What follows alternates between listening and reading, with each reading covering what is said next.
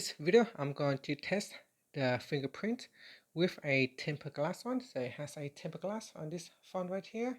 Not sure if you can see it, but it does have a tempered glass around the phone. So we're going to test to see how well it works with a tempered glass. So here it is.